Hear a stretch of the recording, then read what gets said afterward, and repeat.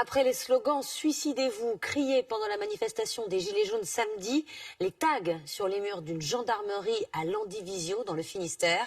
Une nouvelle provocation envers les forces de l'ordre alors qu'elles sont effectivement confrontées à un nombre de suicides particulièrement élevé depuis le début de l'année.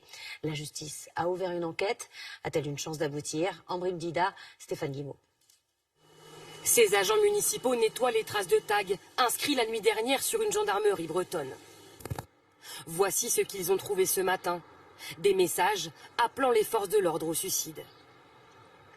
C'est extrêmement choquant, c'est révoltant, mais les gendarmes ne se laissent pas impressionner par de tels mots. Des mots déjà entendus dans certaines manifestations de Gilets jaunes, comme ici à Paris samedi dernier.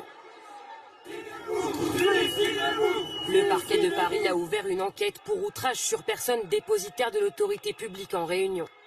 Un délit passible de 2 ans d'emprisonnement et 30 000 € d'amende. L'outrage, un chef d'accusation trop léger pour les syndicats de police. Il demande plus de fermeté. C'est quand même un appel à la haine, c'est quand même un appel à la mort. Enfin, je pense que là, le code pénal est assez clair. Il me semble qu'en matière d'appel à suicide, il y a une infraction pénale qui est caractérisée.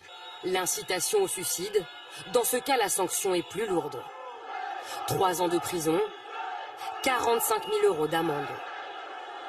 Mais selon cette avocate, dans ce cas précis, le code pénal ne le permet pas. La provocation au suicide, c'est une réelle incitation où une personne commet un suicide ou tente de se suicider. Et on n'est pas dans ce cas de figure-là. Ceux qui ont crié ces slogans ne sont pas encore identifiés. Les enquêteurs vérifient chaque image de vidéosurveillance, de drone ou de caméra amateur pour remonter leurs traces.